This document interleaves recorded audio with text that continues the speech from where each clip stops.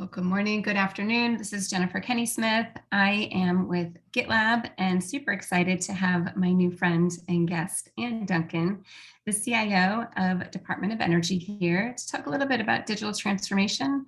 And a big shout out to our friends at ATARC for hosting us. Good morning, Ann. How are you?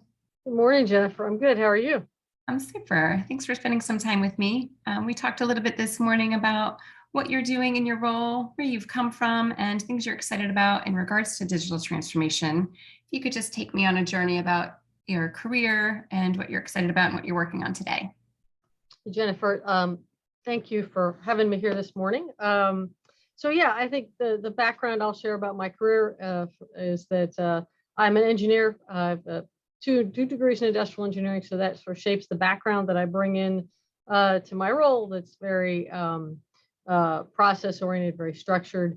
But as you'll see as we talk, also not ignoring the fact that people and culture are really what we're all about. And in fact, people make fun of industrial engineers because they say we're not real engineers because we focus so much on people and culture as opposed to hard engineering. So after I graduated, I went to work in the private sector for Hewlett-Packard for a number of years.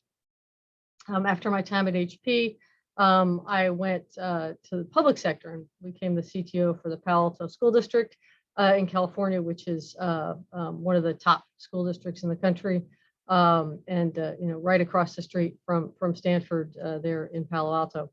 And then through a series of rather sort of I would call lucky events, I was invited to apply to be a CIO in the Obama administration, and was ultimately invited to be the CIO for the Environmental Protection Agency, where I served until the end of the administration, and then went to Santa Clara County from there. And Santa Clara County is the 15th largest county in the country. It's the heart of Silicon Valley. In fact, it's the definition of Silicon Valley is Santa Clara County. So I spent about 3 years in Santa Clara.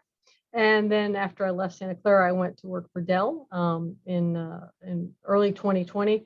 And then later in that year, was asked by the transition team to help with the transition, focused on both technology and the EPA. And during that time, was asked if I would be interested in returning to the government as a CIO. And it's an exciting place to be. There's a tremendous opportunity to make a difference. And so I was hard pressed to not say yes. And so I find myself back at DOE. And it's kind of nice because DOE and EPA are sort of close cousins. They're in the energy and environment sector of the government. We do a lot of work together, a lot of collaboration. DOE is responsible, for example, for energy sector critical infrastructure, and EPA is responsible for water sector infrastructure. We both do environmental cleanup. We both care about things like alternative energy and clean energy. We collaborate on a lot of activities along with other departments and agencies, obviously, but there's a great synergy there and great opportunity to bring my previous government experience into my current experience. It also has to be said, easier to be a CIO the second time around in government because I know what I'm doing, and I've been able to integrate quickly back into the government. I'm also the chair of the Innovation Committee at the CIO Council. So that's another exciting opportunity I have to influence, not just in DOE, but across the government.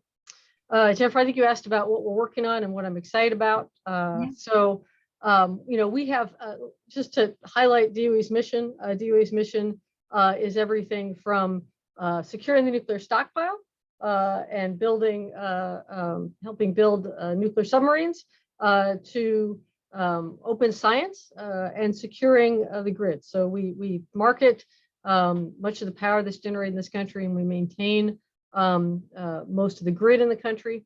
And so we have an incredible importance in terms of just managing the infrastructure of this nation, in addition to, like I said, open science, where we do amazing projects across the country at our 15 national labs.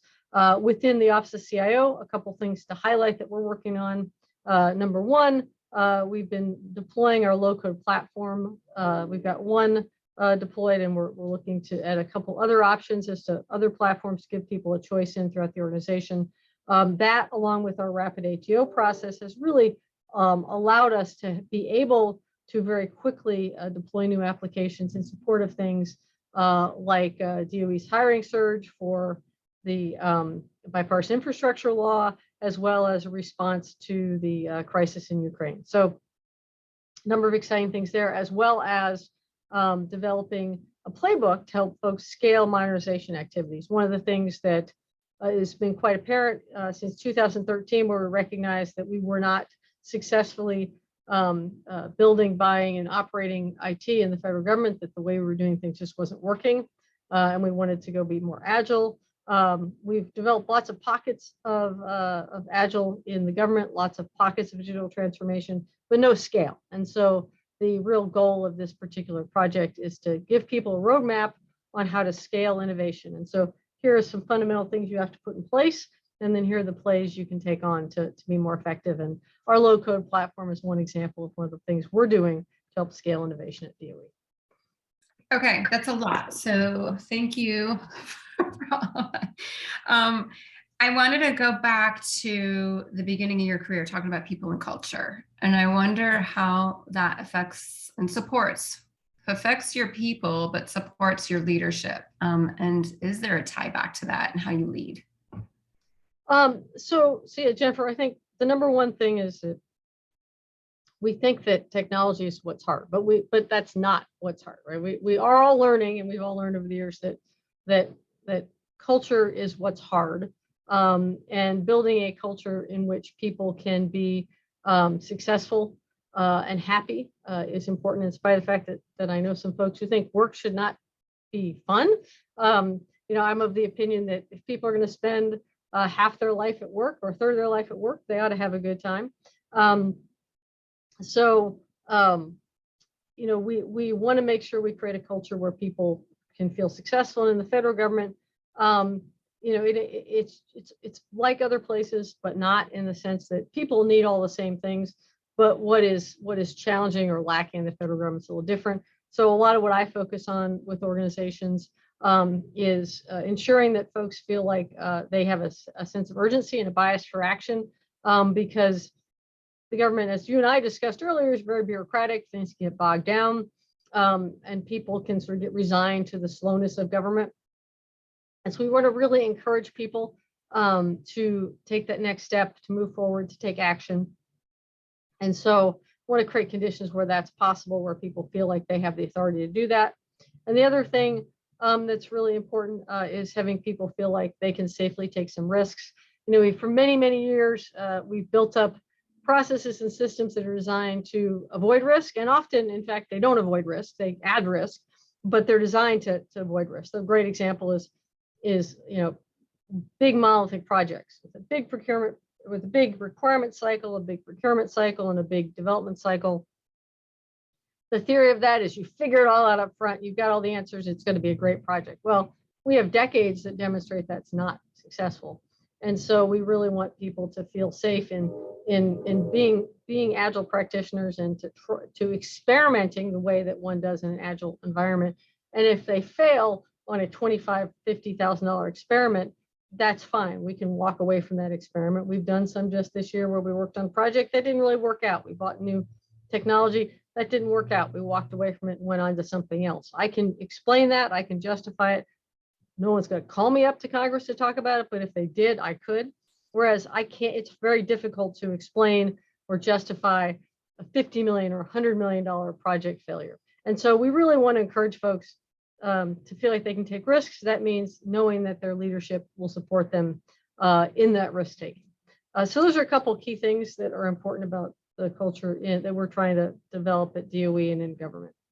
So Harrison Smith was on with us with IRS, and he, formerly from procurement within DHS, brought over the concept of marrying industry technology within government and deployed a paid for proof of concept.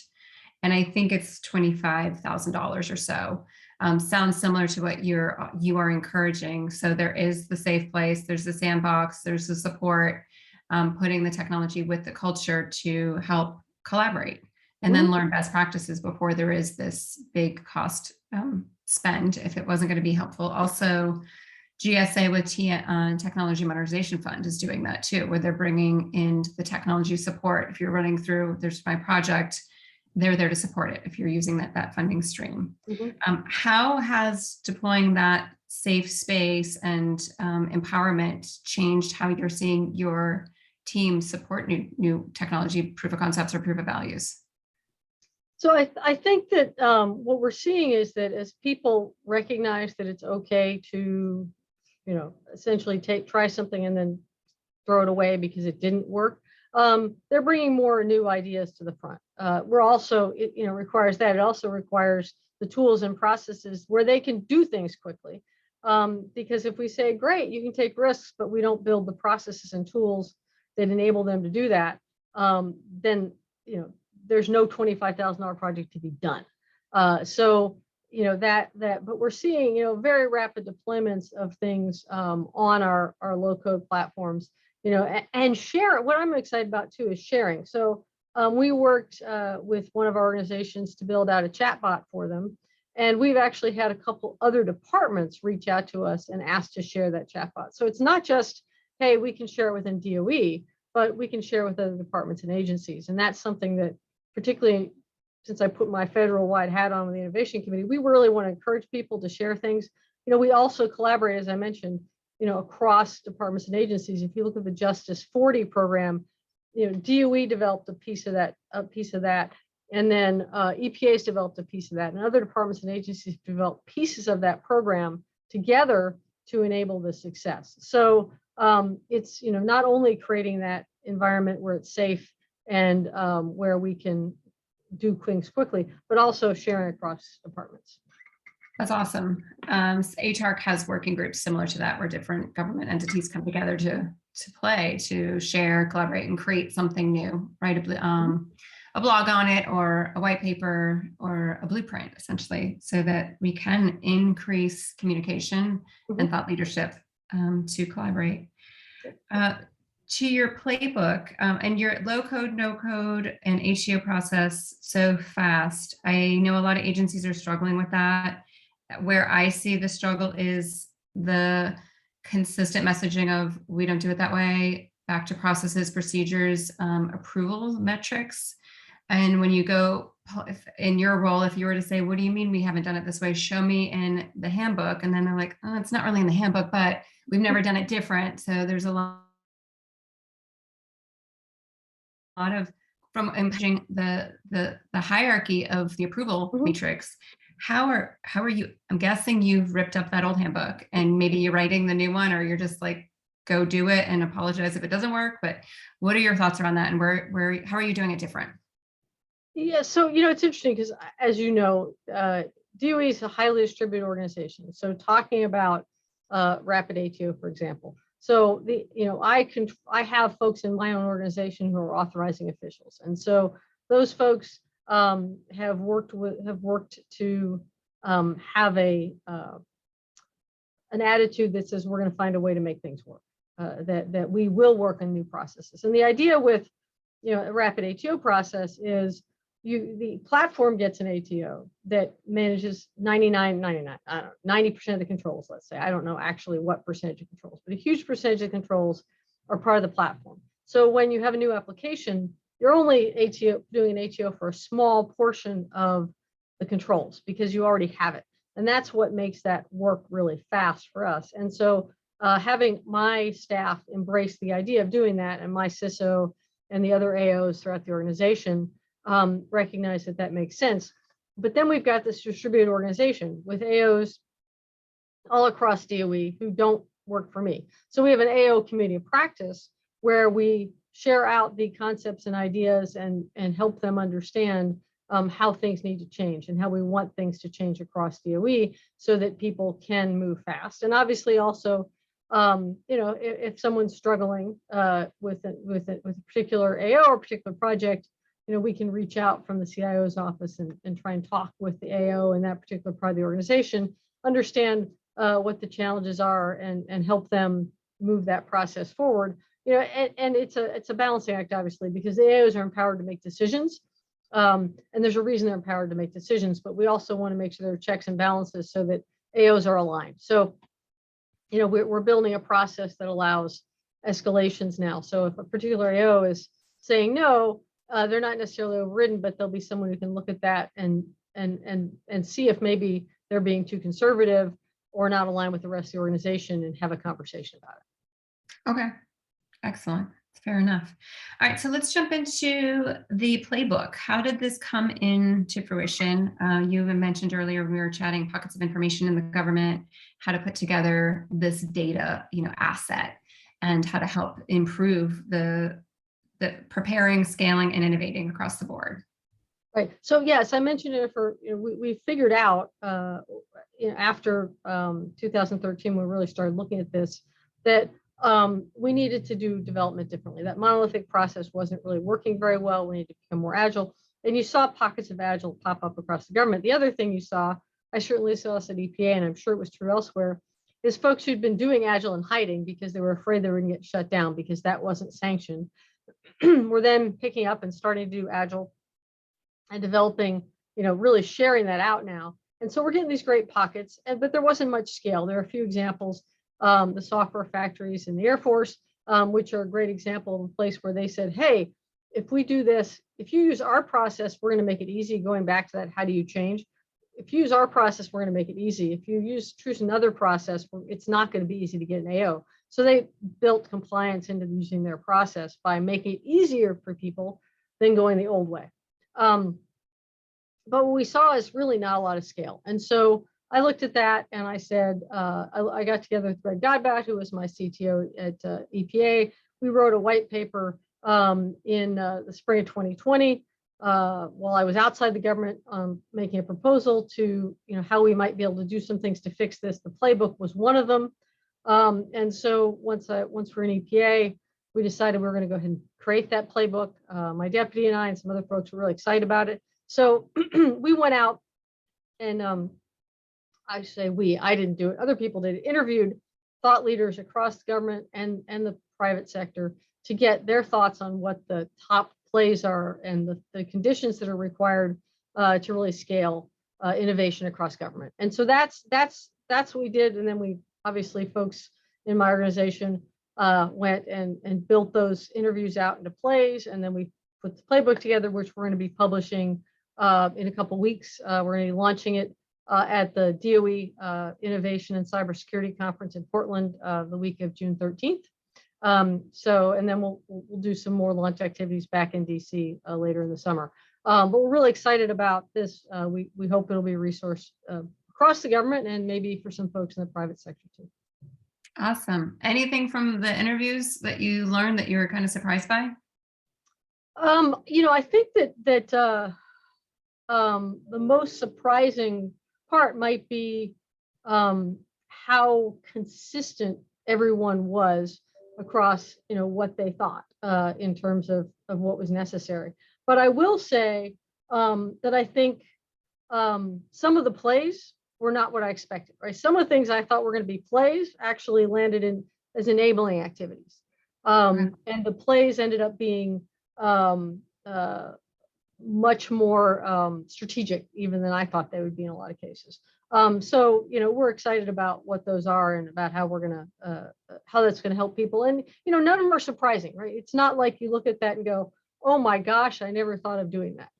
It's a matter of putting them all together in one place and saying, here's what you need to put in place before you start. And then here's how to get where you're going.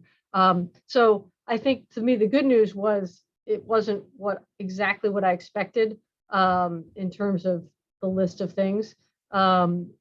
Because then it would have felt like, wow, maybe we didn't do our homework if I could have written it myself. So it was different than I expected, but nothing was a shock.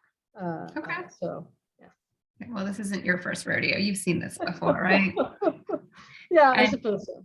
And so great that you all put that together, because I know a lot of leaders want to know what's the secret, what's the blueprint, and if I could get there faster, cheaper, smarter, especially with all the things that we're pressing against coming out of the pandemic, still budget constraints, still continuing resolution, all the things, and technology is fast. So how do we adapt quickly? Yeah, and I don't think we have all the answers, but I think we have answers that will help move them forward. Yeah. So great. Anything else in your role that you're excited about that you wanted to share? I know we talked a little bit about technology. I love the agile development and evolution there. back to supporting DOE's mission. Anything else you want to share? Yeah, I think one other thing I would just add, I mean, this is a really exciting time at DOE. We're doing a tremendous amount of work, with clean energy. We're working with DOT on EV chargers. We're working with across the government to try and improve our posture in terms of clean energy and of environmental safety. So it's really exciting. I think one of the things that's clear from all the work we do across DOE is that we don't know what we know. And so one of the things that we've taken on in my organization is really helping understand everything we know in certain areas, right? I can't learn everything about everything in DOE, but there's responsibilities we haven't even touched on, and a couple of those play into this. One is so I'm responsible for spectrum management and 5G within DOE, and represent DOE, the interagency in those spaces. And we went and built out a handbook that lists all of the things that DOE and our national labs are doing in 5G, so that not only will DOE know, but our potential partners and customers throughout government, both in the U.S. and around the world, will know what capabilities we have and that we bring to the party. When you talk about 5G, for example, and DoD talks about 5G work they're doing, it's actually happening at the DOE lab. So we provide work for others across the government, but if we don't know what we know, we can't help people understand what that is. Another area that we haven't talked about that I'm responsible for, not surprisingly, is cybersecurity. And we're working on what are we doing across DOE for cyber defense? What research is going on in our labs that will help people be more able to defend themselves from a cybersecurity standpoint, both for traditional business systems and, even more importantly, critical infrastructure, because we do a tremendous amount of research in securing critical infrastructure, and operational technology and control systems have been ignored for many years. And they have the potential to be a real Achilles heel for a government and industry. So we're building out that catalog as well. So that role we've taken on of helping people understand what DOE knows and what DOE can share is something I'm excited about. I think it adds a tremendous value, and it's a great tool when I go out and talk with our international partners, which I spend a tremendous amount of time doing, about security and infrastructure and how we can all work together. So cool. So much good content and information there, Anne. Thank you for sharing that. I will offer one other thought that maybe you and I could collaborate on. Nick Shalon, former Air Force, he's got his LinkedIn data points on all things DevSecOps and software factories. He just asked why there's not more women developers that are responding to the content he's putting out there. 92% of the feedback is from men, male developers. And I got tagged in it. I was like, there's obviously less female developers in the industry today, but a voice to contribute and collaborate. But I'd also like to help influence the young up and coming female developers in tech, to make sure that they have a place to grow and lean in. So I don't know if you have an idea in your organization how many female developers you have, and you don't need to answer that, but just like to put in a plug in there. Let's come together. I love your passion, your efficiency in delivering this messaging, and the way that you've wrapped around support to your people and your culture to be able to deploy the technology with the security and the place for them to grow and evolve. But I think it might be cool for us to work together and get that messaging out there for females that are co-developers to speak up and to influence and make an impact, but also if they're not in that space, maybe transitioning new career. Yeah, no, I think that's a really great point, Jennifer. A couple thoughts on that. I've worked in education for a number of years, and one of the things that I learned over time is that women programming used to be a women's space. If you look back at the Grace Hopper, 50s, Grace Hopper started it. The 50s, the 60s, the 70s. My mother was a software developer. Sweet. Yeah, so you go back and it was a women's space, and it changed when video games came out, when boys started playing video games, and when software development became prestigious, and then boys pushed girls out of the space. So we need to bring, at the elementary level, it's about third or fourth grade, we start losing, we need to bring them back in. But to your point, it's the old argument of, do I try and get them now, or I wait 10 years or 15 years? And so absolutely that combination of getting kids in, but also getting women to speak up and getting women to change careers, because, retooling the software development is not trivial, but, we were retooling back when I was at HP, we were retooling hardware engineers to software engineers in a 12-week boot camp. So it is certainly something that people can do, and they can make that career change and become software developers. And so, yeah, I'd love to talk about how we can help continue to get that messaging out. At DOE, we are really focused on diversifying our employee base. We're doing a big internship program that my office is co-leading to bring more diverse folks into our labs. They're hard to get to. They're in remote places, as you know. And so those internships need a lot of wraparound services in terms of transportation and housing to get kids out there. Otherwise, they just can't do it. Or specifically, the women and underrepresented minorities can't do it. Right. The folks who come from backgrounds where there's money, they can do it, but the rest of them can't. So love the idea. Love to talk about how we can support that. Yeah, awesome. And for women listening that have thoughts around it, reach out to us. We'd love to collaborate. I was at the Simmons Women's Leadership Conference many years ago, probably in 2012. And the president of the Girl Scouts at the time had spoke to that the deficit of girls moving into technology, not just developing technology careers, was depreciating at such a rapid pace because in elementary school, they felt inferior to continuing on a science or math career path. Yep. That's just not okay. I have a girl. I have my daughter's now 15. She was thinking about being an animator. I'm not sure where she's going to go next, but they shouldn't be threatened or fearful of that. We need that collaboration and that diversity for sure. So I would love to expand that with you. Absolutely. Well, thank you so much for your time. This was such a breath of fresh air in tech. I love what you're doing and all that you shared. You seem like an incredible leader. So thanks for taking some time with us and ATARC. And for now, we'll sign off. Thank you, Jennifer. It's great to be here. Thanks.